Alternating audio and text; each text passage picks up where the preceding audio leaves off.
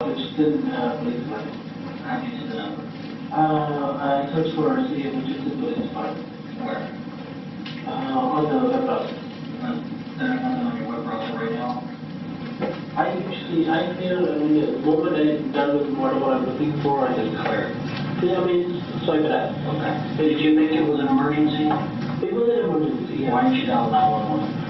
I told that to the officer here, and I remember, had issues before, this would be direct line to Richardson police. I can get Richardson police, and they have the right police to come here. Okay. Okay. Here's where I have a problem. Yes, sir. Wesley. Okay. We got some issues here because in your statements, every time you talk about Shayna, you talk about Shayna. You say, well, Shayna did this, and Shayna woke up, and Shayna came and asked for it. Right? She woke up and passed out. Right. I'm just saying, every time you reference her, you say Shayna did this and Shayna did that, right? But when we're asking you questions about Sherin, you say, well, I was out there looking, I was trying to find the girl. You're referencing your own daughter by, I'm going to find the girl. That's what you said. That's what you said. You said we were looking, I was trying to find the girl. You didn't say I was trying to find Sherin. Or my daughter, or my baby. You said I'm trying to find the girl. You devalued it to where you're just calling her the girl. Oh, sorry. No. Okay. She's my little girl. I've said that before too. You can check your statement. Here's the other problems we have, okay? I told you when we first came in here that we were going to have all these resources come out, right? Yes, sir. Those resources have come out. We've checked. Okay? The dogs, the canines, the tracking dogs, they can't find anything. They can't pick up anything. Not one thing. They search that whole area and they can't pick up a scent of Sherin walked this way or walked that way or did this or did that. By the tree? By the trees. That whole area they've searched. They can't find anything. The helicopters come out and they've tried to check with infrared and they've checked not just 10 feet or 20 feet, but they've checked miles and they can't find anything. Infrared heat signature. Okay? We've had multiple officers, and I say multiple, I'm talking more than 20, have checked that whole area and they can't find anything. Okay? We've spoken with Sina and her accounts of what happened are a little bit different than yours. Oh. Okay? They're not the same. They're slightly different. Okay. And I don't know how I lost, I don't know. But I've been going through this, I said this, how many times have we had this? 4 times? And then you turn off your phone's history, your phone's locating history in the middle of looking for you. how convenient is it that at 3:15 or 3 o'clock, Sherin goes missing, and then at 3:50 we're going to turn off our location because we don't want to be tracked. So when you were looking for your wallet, did you turn off your phone's geolocating history? I did not have my phone, sir. I don't have to use it as a flashlight.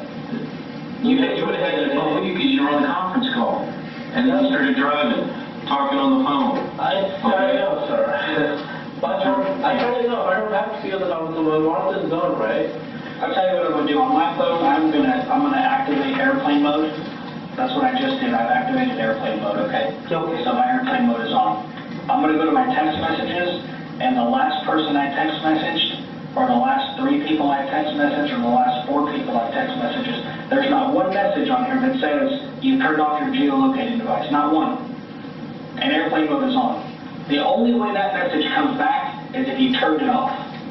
You manually went in the settings and you turned it off. Because we're getting to the point now where we're going to charge you with murder because you killed her. No, sir. We can't find her. She's not there. You put her back there by the tree. No, sir. She's gone. You turned off the location devices on your phone. You cleared the browsing history. Your web statement is different. No, sir. You turned off that locating history so we couldn't find her body. That's why you did that. I can have your phone have the location turned on all the time.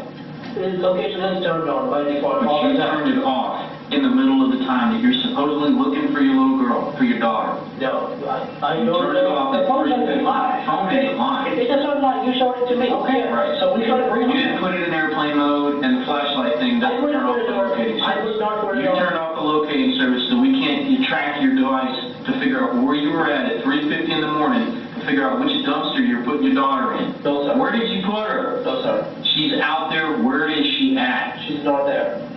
Right, she's Behind out the there. house. She's not by your house. She's behind the house. She's standing right there. No, she's not. There's not even evidence that a coyote grabbed her. She is gone, There's no and you coyote. turned off the GPS on your phone. Where is Sherin? Where is your daughter? What did you do with her? Sir, I told you everything I know, sir. Pause at 14:27:41. Detective Diaz, a couple of things. One, 14:29:34, and play it for a couple minutes here. 14:29:34 for the record. Did something happen in the house? Was there an accident that happened? No, That you sir. took her somewhere? No, sir. Then why can't the canine dogs pick up a track in the field by the tree? Why can't they pick up her scent by the tree? There's no evidence she was ever by the tree. Did she go under the water in the bath? No. She didn't fall in the water in the bath and you go in there and she drowned? No. She was sleeping. She was sleeping in the bath? She was trying to sleep. Trying to sleep in the In bathtub? the crib. In the crib. What happened in the house? Because that's where this happened. This happened in the house. There's no evidence she was by the tree. And we've already dispelled that by having our canine look through that. Sir, These are special dogs that are specifically trained for this purpose. The scent. That's what they do. There's no odor of Sherin out by the tree. there is. She is by the I'm telling you, there's not. There's not. There's not. They've already checked. They've checked. It's I don't know how true your statements are. I don't think they have checked. I'm telling you that they have. They have. No, sir. We've been going at this for a couple of hours. And when Yes, I know. we're in this room And talking, there's people doing stuff outside. We're not BSing you, okay? We're not trying to yank your chain, Wesley. Yes, sir. All right? I'm not trying to get a conviction because I get a freaking toaster at the end of the month. All right? I want the truth, Wesley. Yes, sir. That's what I want. Okay? And the truth is what I And the told truth you, is sir. not what you told me, Wesley, because nothing is being able to produce to support your account of what happened. There's no evidence that supports that. Let me show you this, okay? This is NBC 5 right here, okay? Yes. That's your daughter on the front page, Oh, my Lord. okay? And you're gonna sit here and tell me that no one's checking and you don't believe me? When we have everybody checking and we have a canine looking? And now Everyone knows in this, in the whole city, because it's on every single news. It should It's be. been broadcast. It should be. And there's no evidence she was by the tree. None whatsoever. And we got all these resources doing all this stuff, but yet you won't tell me what happened in that house. I told you, sir, what happened. I told you both what happened. But what you're telling us is not provable by facts. We can't prove that by facts. We've debunked your theory. It's not true. That is the theory that I have. And that is a fact. And you're okay with going to jail for murder. If that is what you and the judge wants to do it, yes, that's fine. Because I endangered her life in the first place. I shouldn't have put her there. But the thing is we don't know she was by the tree. There's no evidence to She say was she was by the tree. Would you rather listen to a dog or an actual person? I don't know. Well, I think those dogs specifically are trained for what they're doing. I'll take their I scent. believe that. I want to believe that, but I think maybe they're not doing enough. I don't think you're looking at those trees in the detail that you need to be. there is Shot at 14:32:48. That'll end the 10:07 interview. Again, if the jury wants to watch all 4 hours, they feel free to do that. At the end, we You have the right to have a lawyer present to advise you prior to and during any questioning. If you are unable to employ a lawyer, you have the right to have a lawyer appointed to advise you prior to and during any questioning. You have the right to terminate the interview at any time. Do you understand your rights? Yes, sir. Do you voluntarily waive your rights? Yes, sir. Okay. At this point, what we'd like from you is just give us your version of things and what happened.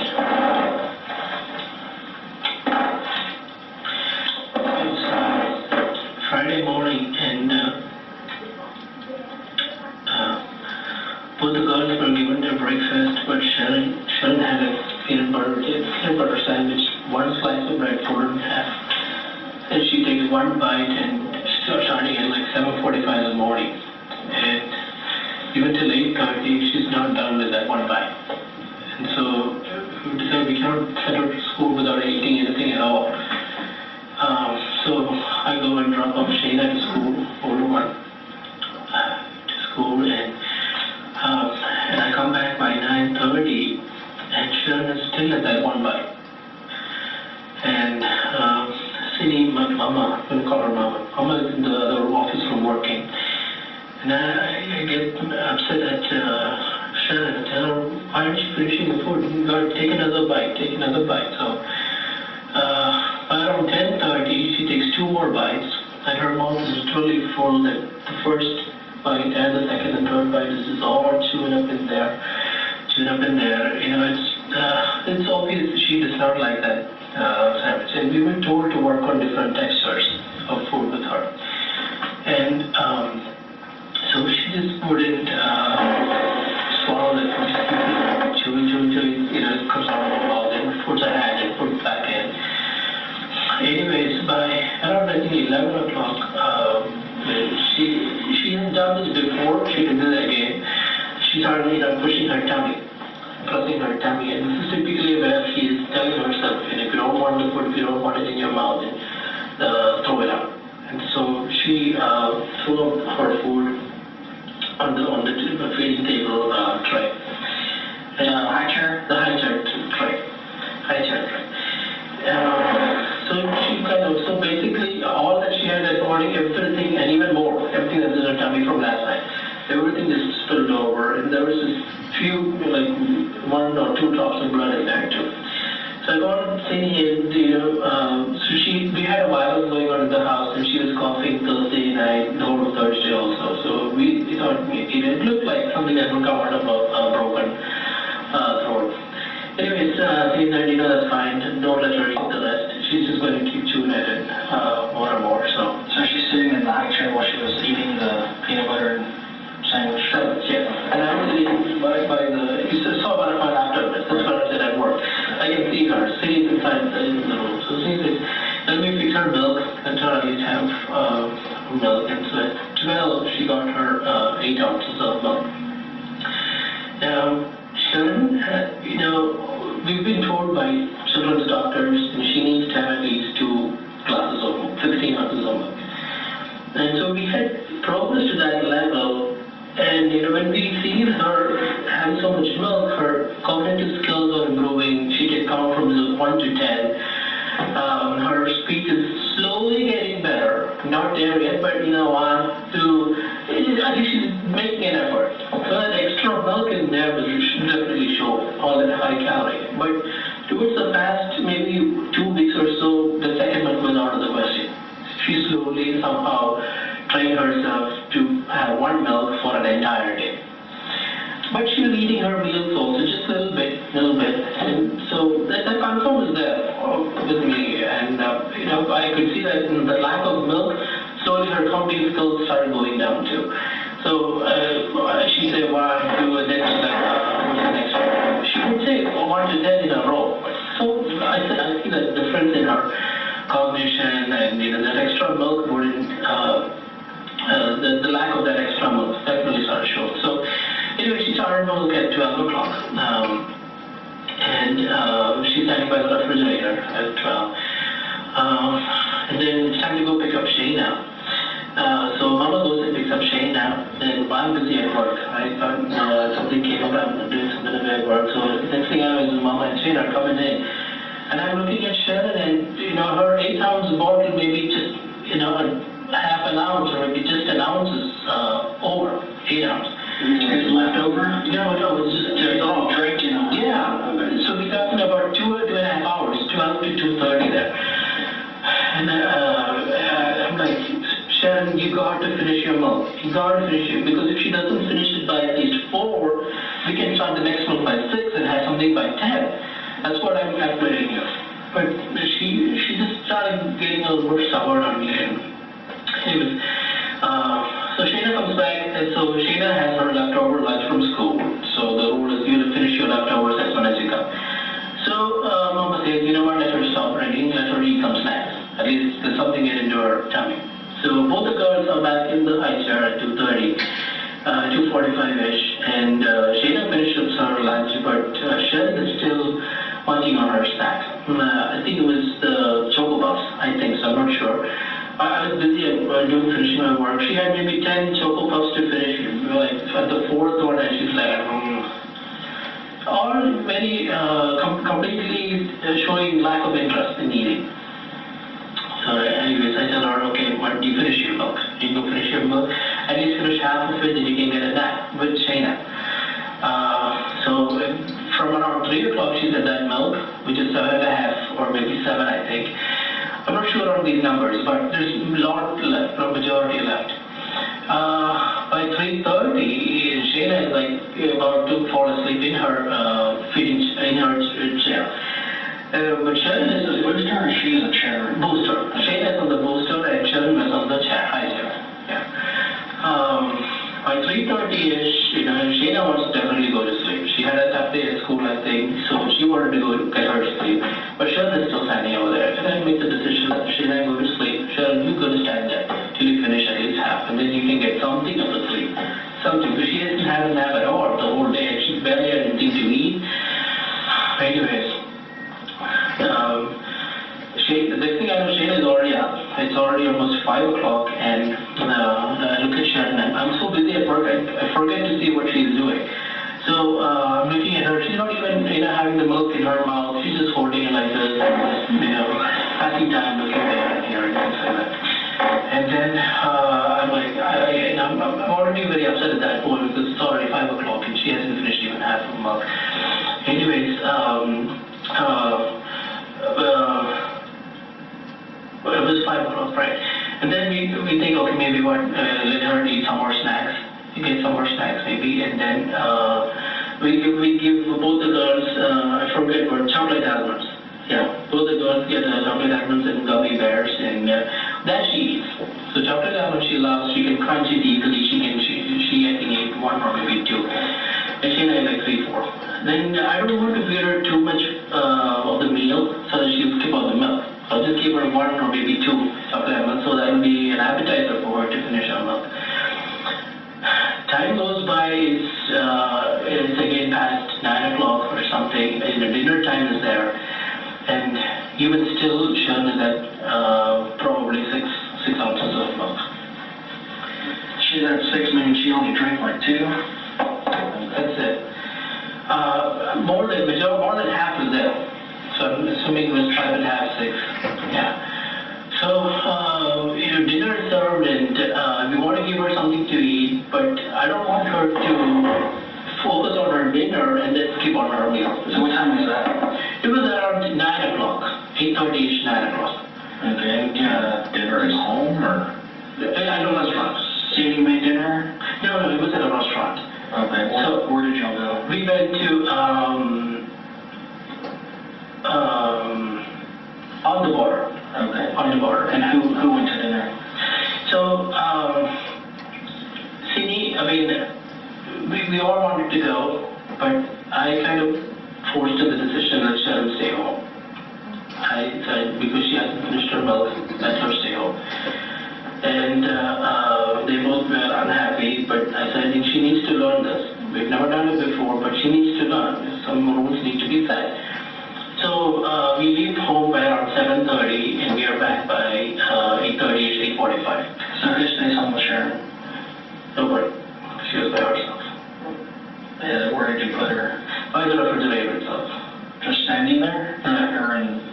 Yeah, with the bottle in hand. With the bottle, if you put her on a high chair, sometimes she might jump out the high chair and something might happen. So if she's standing on the floor, that's more safe for us. I thought that was more safe. So that's why, I kind of forced Sydney to go, because Sherin wanted to go out anyways. So that's how we made the decision, to go. And have you ever left her by herself? Never, sir. Okay. No, that was the first time. That's why I wanted to set those rules so that she would know, okay, next time we say we're going out, she can finish at least something and then comply and come. Yeah. When Sherin was 2, did you ever leave her at home by herself? We never had that kind of issue with Sherin. We never had an issue where she has to completely different, issue that we were having. And child who was so rebellious or eating her food. So anyways, we were back by 8:30ish, 9 o'clock. Immediately we come in and Sherin is still standing there. She was still standing there, and she still had more than half of her milk left. And then Mama says, you know what, let's give the girls a bath, and let's see, maybe if Sherin wants to drink her milk. So, we give some more time. It's about 10 o'clock when finally both the girls get their bath. And during her bath, Sherin throws up. When she's taking a shower, she throws up. And it's like inside the tub? Inside the tub. Yeah, and it's creamy and it's a lot more liquidy too. The other one was the one in the morning was a lot more the peanut butter and bread and things like that. But this one was creamy but with liquid in there. So I kind of wondered what was the light watery thing would be. Most of these online says, an empty tummy would usually have watery kind of discharge or light yellow kind of thing, which makes sense. She basically had nothing to eat, and all she had was a little bit of milk, and she threw up what was there. So after her shower, I tell Sini, I'm going to give her milk. She needs to finish something because her tummy must be running dry right now and on fire right now. She needs to drink at least her milk. So we go there. By 10:05ish, her shower gets done really early, and by 10:05ish, we are again at the refrigerator, and we're telling her to drink her milk. She's a little more, because I think she threw up, she's got a little more appetite. So she started bringing positive signs. By around 10:15ish, I think 10:30, Mama says, you know what, let's just get up with it, because Friday was our cleaning day, and we ended up cleaning up the whole house. So it was pretty tiresome day for both of us. So let's just hit the bed, let's not worry about her milk. I just said, okay, that's fine. Anyways, 10:30, her milk is there, so I think around half was there at that time. And we will go sleep in the bed. Sheena and Sini are quickly asleep. And to me, I'm like, man, if this girl gets a little more milk today, at least finish something by midnight tonight. Tomorrow is a new day. We can have a brand new glass of milk tomorrow. So I say, Sherin, are you awake? I said, yeah, Dada. She kind of understands. So do you want to finish your milk? Yeah. Okay, come, let's go finish your milk. And so we go out and close the door behind me and get back to the refrigerator. Past 10:30 now. And then I'm sitting there in my computer just checking stuff out, and then I'm glancing at her. So she has her straw in her mouth, but I can see there's nothing going up and down.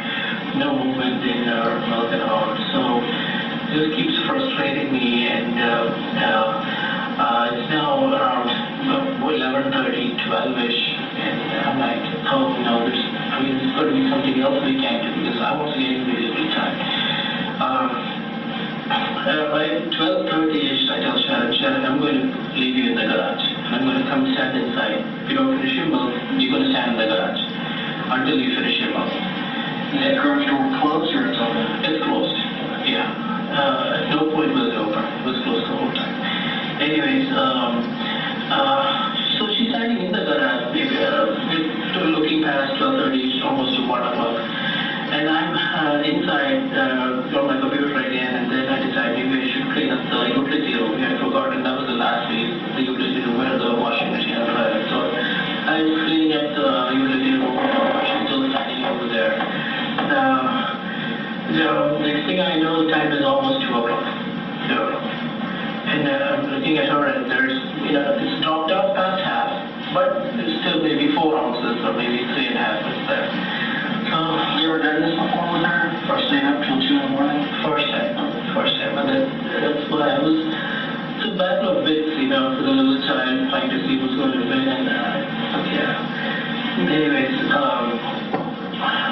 then I go sit with her in the garage. I'm telling her, Sherin, finish your milk. I'm looking at her. Finish your milk. So she has it in her mouth, but she won't take it up. She won't take it up. And I'm like, slowly, putting my cheek, hand on my cheek, and trying to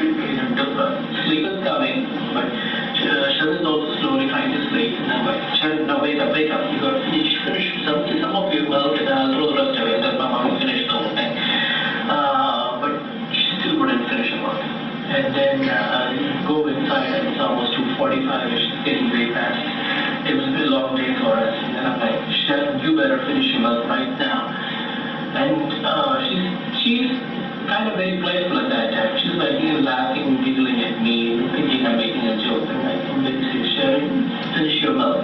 Sherin, finish your milk. Then she starts, sucking on it slowly. Like, Sherin, harder. I need you to take one big gulp. Like I don't know if she's trying to, but she's like, Sherin, finish your milk right now. Then she takes like a sudden blurb. And then the next thing I know, she's like, okay, Sherin, I take the bottle with me. She's coughing. And I don't know what's going on at that time. And then trying to pat her back, trying to pat her head and her back. But her coughing just doesn't stop at all. So I'm thinking this is maybe the viral thing that was going on about, because the whole day we didn't hear the cough much at all. Suddenly this cough seems to happen, and then before my eyes she's like going pale, and she just her hands are going pale. I'm like, Sherin, I'm trying to warm her hand, I'm trying to warm her head. She's going, no, she's getting very pale. And I take her, put her in my arms, and I'm like slowly trying to caress her.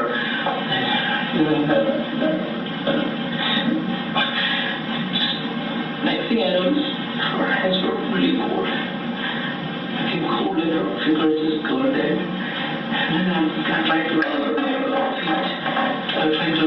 That was also really, her feet is usually cold, but this was unusually cold, and then I tried to rub her feet in there. Before I even realized, and I look at her like this. I'm trying to see if she's got a pulse going on. It's very faint. I'm like, Sherin, I'm trying to pat her head. Sherin, wake up, Sherin. And part of me is telling me maybe she slept off. But then, her hands and feet will get so cold and things like that. And then suddenly, her body just starts to get tightening up. And then that's when I realized, oh my God, maybe she's passed away. She fainted or passed away, I don't know what anyway. I'm still holding her, trying to warm her body, to match her body, but she's still unresponsive. Then I just look at her, and I get the feeling that she's gone. It's like 10 tender blemishes on her face, and I get the feeling like it's over. She's gone. She's not with me anymore. And then I'm just sitting there. Or my world crashed down. I don't know what to do. I'm panicking. I just want to go wake up Cindy and Sheena right away. Tell them, Cindy, the nurse, but I get that feeling that it's too late. And then my mind is telling me, okay, maybe there's some other way we can deal with this. There's maybe another way we can deal with this. Meanwhile, I'm trying to pat her, but by the time she's getting more and more stiff. And then I just lay her on the ground floor. I just lay her there, and I'm looking at her the whole time, and no movements at all. She's pretty stiff, and her eyes have gone up. Where are you guys at that point in the house? In the garage. And the door to the house wasn't fully closed, it was just ajar. So, and I suddenly go inside, and then I'm trying to figure out what should I do. And by the time it's already 3:45, 3:30 to 3:45, it was already time. And then I come up with my own theory where, what, maybe I should just, tell everybody that I just put her outside and she got lost. And she's missing. And so I come up with that theory in my mind. It's not me trying to get the situation out of my mind. Anyways, by the time kind of feel it's time for me to put her somewhere. I don't want to throw her, because she's my daughter. She's my little girl. And I don't want to dump her or be honorable, do something nice, whatever I can possible, so that I have something at least going on. But I know this is definitely good. People are going to find out about this. I know that. Anyways, by around there's this blue plastic bag we have, and it's a big one.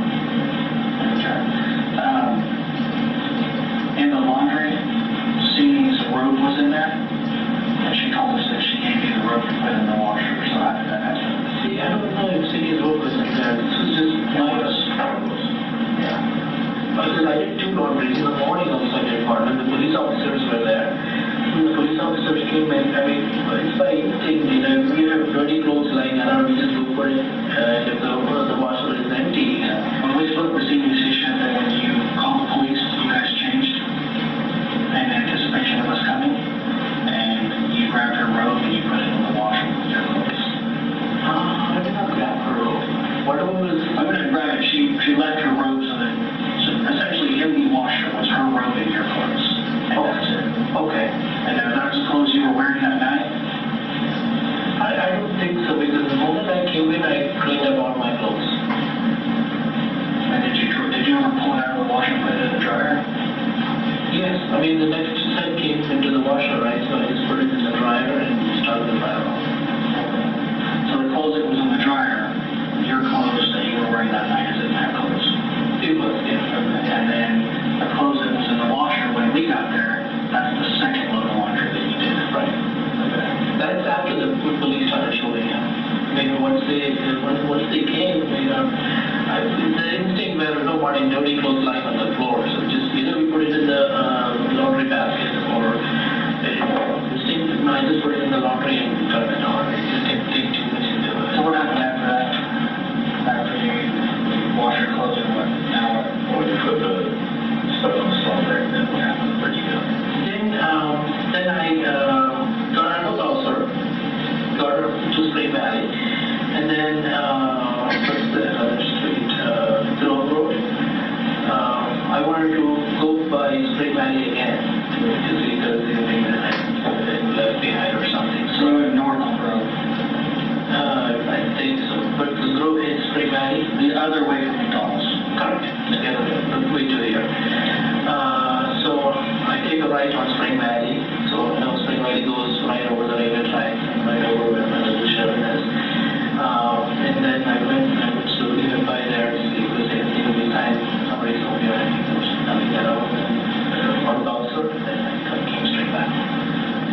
And at home, I came back home and I'm still in the garage sitting. I don't know what to do. And partially asleep, trying to come up with a story. You're sitting in the garage? Because I don't want to go inside, In the car or in the garage? In the garage. Okay, you're sitting in the garage? Okay. Yeah. But I came and parked my Acura, and then I'm sitting in the garage trying to see how I can erase this foolishness that I've done. And what would I tell Siri? This person. Anyways, I go inside and it's past 5:30 or 5:45. I don't know exactly the time, but that time Siri comes up. And Siri tells me, what the heck is going on? And then I told her, hey, I put down the Sherin outside, and she's not there anymore. I said, what time is it? And I told her the time, I think it was 3:15, 3:30. Tried to tell her around the time there. I searched all over. I did search, but it's still dark. So just give me some more time. I'm pretty sure she's somewhere over there. But if somebody comes, we'll search for her together. By around 6:30, or maybe close to 7, Sherin is coming. So Sherin is all cranky. She's upset with Sherin. She's happy with Sherin. She usually gets up, she's looking for Sherin and her crib. And woman tells her, holds her tightly, then I run out.